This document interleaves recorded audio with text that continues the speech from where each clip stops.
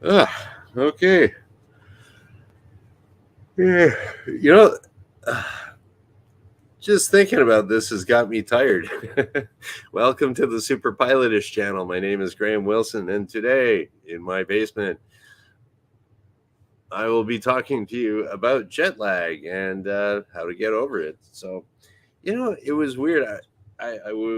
Was preparing a little bit for this show, and I just started yawning like crazy. I don't know if do I have basement lag? I'm not sure. But we'll start off with your helpful hints, and then you can go on with your day, and then I'll talk a little bit more about it. So this is from, just so you know, I'm not lying to you, the Human Factors for Aviation Advanced Handbook from Transport Canada. Every commercial pilot in Canada has to take a glance at this or know something from it for their written exam, and it's all covered in their ground school. So there we go. That's the source. We will talk about minimizing the effects of jet lag from the book. Okay, although there is little you can do to prevent jet lag, you can do a number of things to minimize its effects. Number one, adjust your sleeping patterns before you leave on the trip. Number two, start adjusting your meal schedule to that of the destination before you leave. Number three, get a good night's rest the night before you leave. Number four, one, two, three, four. Move around as much as possible during the flight.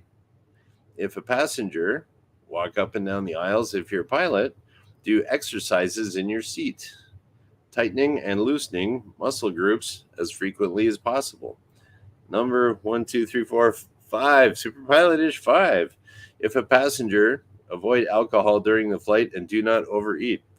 If you're a pilot, I would also supplementally, I would add, if you're a pilot, avoid the alcohol too.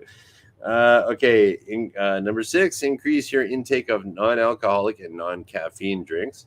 And last one, number seven from Transport Canada, try to be mentally and emotionally relaxed before you leave. Stress appears to worsen the effects of jet lag. Yeah, sure. Tell that to the nervous traveler. Okay, bye. No, now we'll kind of talk about this here.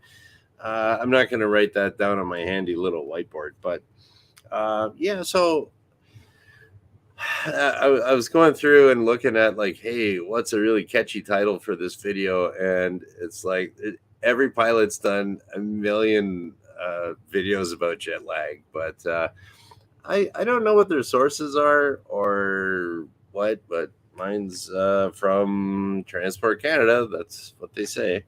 So, and a lot of effort went into making these human factors books. This one is the advanced handbook.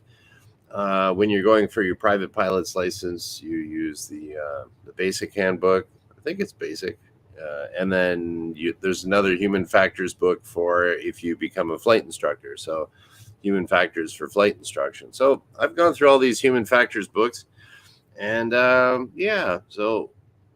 just talking about jet lag in the book, it says jet lag, the condition when our circadian rhythms. Wait a minute. What's a circadian rhythm? You ask. Yeah, so that was before in the little talking about physiology in chapter 4. They talk about the circadian rhythms. So that just means I'm not going to read that all and put you to sleep. I'll put you to sleep later.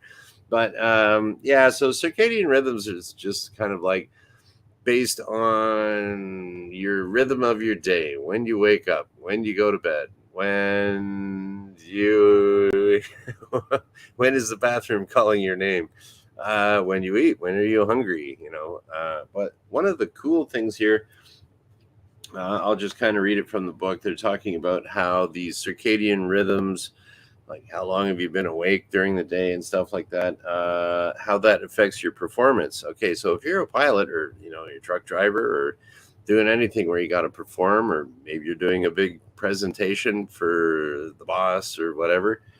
Okay, we're going to talk about performance peaks and troughs. Okay, circadian rhythms are also linked with our ability to do our jobs. Numerous studies have shown that most people perform best before noon and in the evening between Okay, it says 1900 and 2100, so that would be 7 o'clock and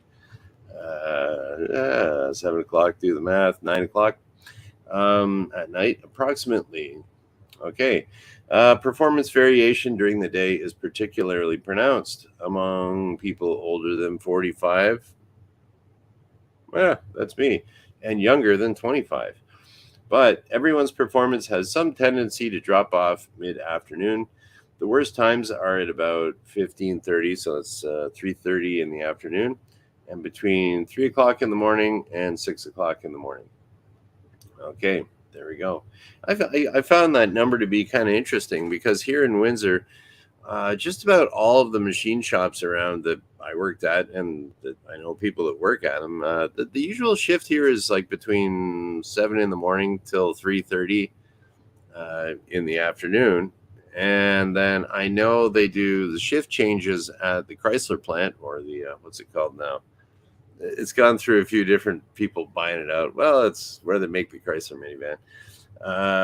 Yeah, so they do their shift change right around 3:30 also. So I don't know if that's just a carryover from Henry Ford when he came up with the 24-hour a day, 8-hour shift thing for his workers here in this neighborhood, in this region across the river in Detroit. But I don't know. That is 3:30. Watch out. Okay, studies have also shown that accident rates in various categories correlate strongly with these cycles. For example, for older people over 45, the greatest frequency of single vehicle accidents occurs at about 3 o'clock in the afternoon, exactly at the trough of the circadian rhythms. So I don't know. That's what the book says. They don't back it up with any like actual links to a study, but I mean, it's in a book, so it's not like a computer. Show me the link. Click. Oh, okay, that's proof. But yeah. Fortunately, the natural peaks and troughs of performance are predictable enough for flight crews to prepare for them in advance. Okay. Yeah, so that's something to watch out for your 3:30 in the 3 o'clock, 3:30 in the afternoon. Be careful if you're on the highway and driving and it's really flat. Fall asleep. Okay, so now we'll talk about jet lag here. The condition. When our circadian rhythms, hey, I just told you what they were, are upset or disrupted, we suffer from jet lag. Though most pronounced after east-west travel, jet lag can also occur to some extent in traveling north-south. It is usually due to disruption of bodily functions, taking meals at unaccustomed times, and remaining seated for long periods. Yeah, so depending on where you're going, north and south, you can have like this time of year. It's well, say like if you're around the equator, every day is like 12 hours long. You got 12 hours a day, 12 hours a night. And then, but if you're going up way up into the Arctic and stuff like that, this time of year, actually, yesterday was the first day of summer, longest day. So, yeah, like you could be up in Yellowknife and the sun just doesn't set. It kind of gets low on the horizon and then just comes up again. So, like they're 24-hour sun almost up there. Well, maybe not direct sun. I've never been up there, but that's what I hear. And days are longer here where I am in Windsor, that's for sure. Okay, then yeah, so that affects how what your eyeballs are seeing and when you're eating and when you're going to sleep. Okay, so complete resynchronization varies from individual to individual, but the rule of thumb is 1 day's recovery per time zone of difference. Okay, I didn't know that. So if you go over 2 time zones, it takes you a couple days to get into the swing of things. Oh, that's a neat one. That one wasn't on the test, but I'm glad I read it here. So that means a jet lagged flight crew having a layover of only 24 to 48 hours will in most cases not be able to resynchronize completely before their next flight. And if you're flying from North America over to Hong Kong or something like that, or over to Beijing or you know, Seoul. Like that's a lot of time zones and stuff, or Sydney, Australia, or whatever. You're going to be messed up for a while. Okay, most people. Oh, here's another one too. Most people have the greatest difficulty in resynchronizing after traveling east. Okay, it seems that Eastern travel occasions a kind of bodily disharmony in that some rhythms lengthen their period to adjust to the destination environment while others shorten. So I guess if you're going east, you're more messed up. So if you travel east, you should understand that overall your rhythms will take longer to synchronize. Traveling west appears to be easier on the body because all rhythms lengthen to adjust to the destination environment. Studies also show that performance after an eastward trip is not as good as a westward trip. Okay, good to know. So, if you're going to be going from North America to Europe, that's harder than coming back. Okay, that's what they say. Okay, symptoms of jet lag. Here are some symptoms. Jet lag affects people differently, but the following are common symptoms adapted from two publications. Okay, The Pilot's Guide to Medical Human Factors and Fit to Fly by Dr. Richard Reinhardt. Okay, so they gave a quote there. Okay, so here's some symptoms of jet lag: fatigue. Yeah, that makes sense. Difficulties with digestion. Yeah, I can see that. Disruption of normal urination and bowel movement patterns. Yeah, I can see that too. Greater susceptibility to the influence of alcohol, I guess. Mood changes, lowered ability to perform at normal capacity. So that's something you got to watch out if you're traveling and you're gonna fly somewhere, and then like, oh, I'm gonna go on an 8-hour car drive right after I land over in. You're coming from Europe to New York, and then you land in New York, and you're gonna rent a car, and you're gonna drive to Florida. It's like, okay, well, you're gonna be wiped out. Okay. Okay, moreover, the environment in which jet lag usually occurs, namely aeroplanes, can aggravate the condition. Lower oxygen levels at typical cabin altitudes, as well as the low humidity and long periods of inactivity, may combine to make the effects of crossing time zones even more difficult to deal with. I buy that. Obviously, unless compensatory measures are taken, many of the symptoms of jet lag are not conducive to safe flying. With jet lag, as with so many other conditions, awareness of the likelihood of performing at less than peak efficiency is the most important step in counteracting the effects. Okay, so, oh, here we go. Hi, Shecky. Welcome to the chat. Okay, I didn't see you pop in, Shecky. I was like, I'm reading from the book. Yeah, there you go. You get to watch a guy read in his basement. That's a pro. And yeah, so we'll go over, okay, minimizing the effects of jet lag again. You know what? Maybe I should. I was gonna whip out I was gonna whip out the whiteboard here and just kind of like, hey, let's review. But yeah, basically, what would be? You know what? I will whip out the whiteboard here, just because, just for so I can remember it better myself. Sometimes you remember things better if you write it down. So okay, so we'll say jet lag tips. How's that? Jet lag tips.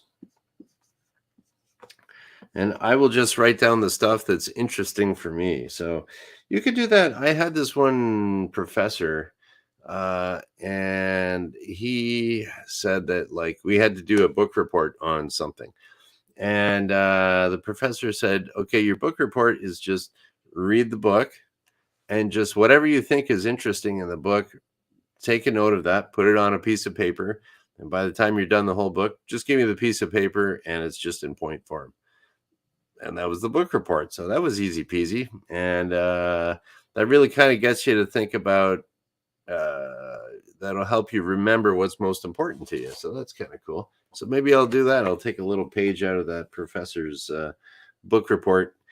And the thing that I just thought was cool is for your performance.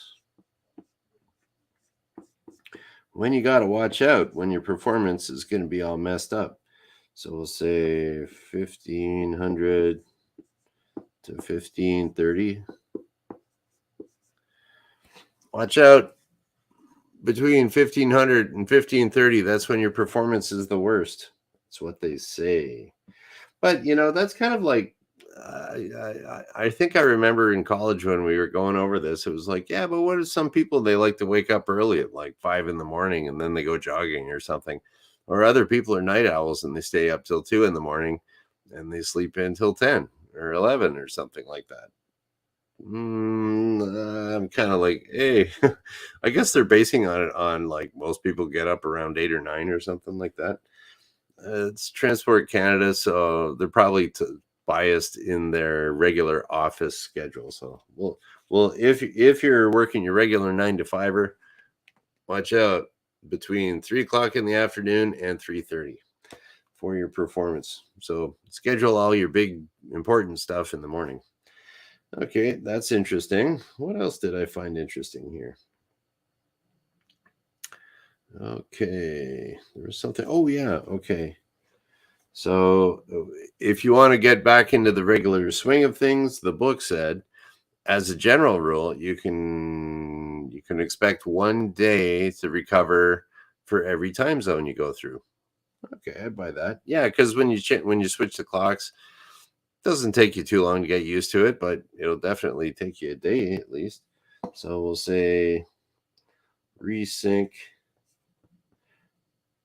How would you spell resync? Resync. Okay, 1 day per time zone.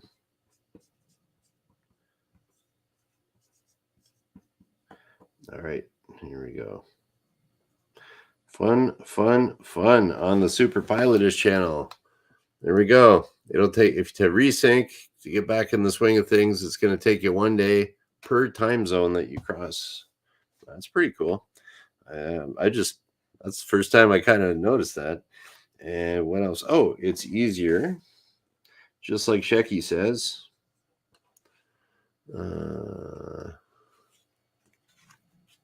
Well, this is Shecky's theory here, is that losing time sucks, gaining time feels good. Actually, I wonder if that's just like the words sound good. I'm losing. That's not good. I'm gaining. Hey, that's cool. But we'll say it's easier. Oh, that's a good way of remembering it. I always do this for my students and stuff to make something so that they can remember it easier. So if you're going to be dealing with jet lag, it's easy to go east. Or wait, was that wrong? It might be worse. I don't want to give you the wrong information. But that would be cool if it was easy to go east. Oh, no, it's the worst. Oh, no, I'm giving you the wrong information. Most people have the greatest difficulty in resynchronizing after traveling east. Okay, there we go. Don't remember what I'm telling you here. Oh, hey, Wrench, welcome to the show. I got to get my eraser. Well, there we go. I just blew the learning factor of primacy there. I didn't do it right the first time, so oh well. Oops. Okay, here we go. So it's hard to go east. Okay. West. It's easier to go west than east. How could you remember that? If you're going east, it's hard. If you're going west, it's easy. I don't know. Okay. West is easier. West is easier. Yeah, with jet lag, going west is easier because when you go out to California, everyone takes it easy, man. And then when you go back east, you go to New York, and everyone works hard. There you go. That's one way of remembering it. So they take it easy out west. So it's easier. Oh, yeah, they take it easy out west. That's not bad. Okay. It works for North America anyways. All right. So there we go. Those are the three things. Anything else here? Yeah, that's about it. And then yeah, I just kind of, oh well, get used to it. Well, there we go. Just three things to remember here. Okay, here's jet lag tips.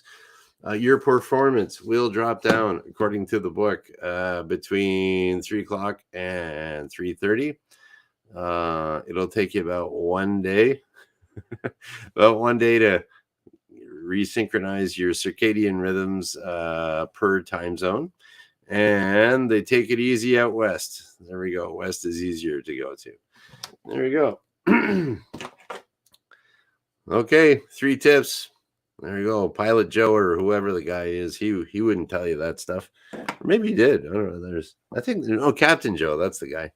Oh well, I don't know. He used to pop up all the time on my YouTubes, and I don't see him anymore. But okay, yeah, we'll see. Maybe you guys got some helpful suggestions or something like that in the chat. We'll figure out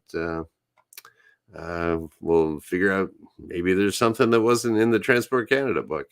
Okay. All right, here we go. Shecky's saying favorite thing to do is quit checking what time it is back home. Yeah, I could see that would be something like, and they say in the book, like try to adjust right away to your new time zone. Oh, here we go. Okay, we have some anecdotal evidence here. Going to Holland makes Shecky groggy for about 4 days. How many time zones is that? That's probably about 6 time zones. Coming home to California, get over it in 2 days. So it's easier. So they take it easy out west in California. That's cool. Fits with my little thingamajig. All right. And also listening to the Akira the Dawn premiere in progress. Yeah. Akira the Dawn's always got some really interesting little things on his YouTube channel. It's all kind of techno, positive, happy kind of. It's a good vibe over with Akira the Dawn.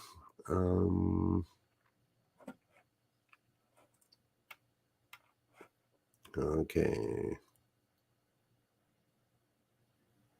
Well, I'm just going to read this as it is. I think the main theory has to do with free running.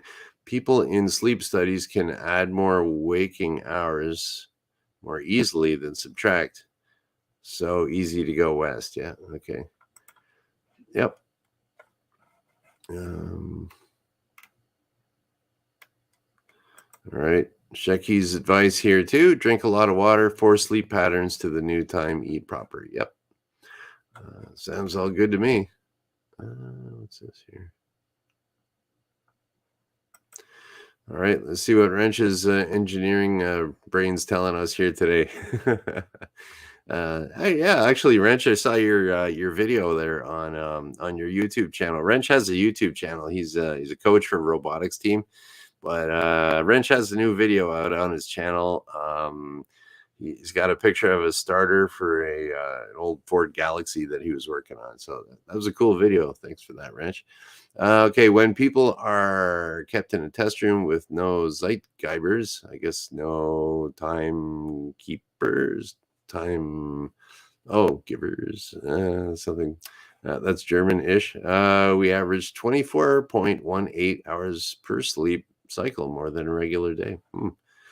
Yeah, well, if you don't have that sun, things are all kind of messed up.